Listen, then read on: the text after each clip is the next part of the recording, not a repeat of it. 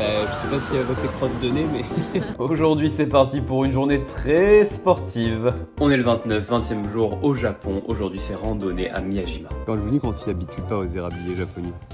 C'est si beau.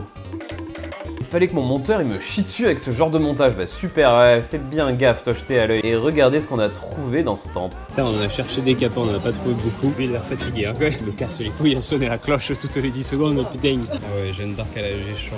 Alors Google Trad, tout a bien étrié aujourd'hui. S'il vous plaît, revient. Bah ouais, fallait trouver quelqu'un. Hein. Hier, on a regardé la vidéo sur les Daruma. Et regardez, il est juste là. Oui, alors j'ai pas précisé, on n'a pas commencé la randonnée sportive. Là, on a fait un petit écart pour aller voir ce sanctuaire temple. Mais là, on va bientôt débuter la randonnée et on va le sentir. On a trouvé le Bouddha écossais. Le shiny, il est super rare. C'est ça, la tour est phare. Oh. Alors le yoga, hein, ça aide pour monter ses marches.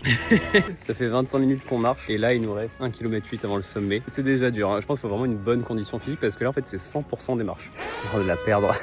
Voilà, c'est à peu près ça en boucle. Camille, tu vois la lumière. Vas-y, tu peux le faire. On était en train d'avoir honte de dire putain, toutes les personnes âgées qui redescendent chill, tranquille. Nous, on galère. Puis on s'est rappelé qu'il y avait le téléphérique, donc il y a grave moyen qu'ils aient pris le téléphérique, ils font juste la descente. Donc ça va pas trop de honte pour nous pour l'instant. Les amis, on y arrive. Regardez, se fait accueillir comme il faut. Donc c'est pas le sommet, mais c'était le mont. Il vient de se faire tous ces escaliers en plus. Je pense qu'il n'y a rien à voir autre que ce temple qui m'a l'air un petit peu fermé quand même. On n'était pas au sommet, il reste 300 mètres. Allez, on y croit. Ça y est, on est enfin au sommet à l'observatoire. On n'est pas tout seul, hein, mais nous on a tout monté à pied. Là, ils ont pris...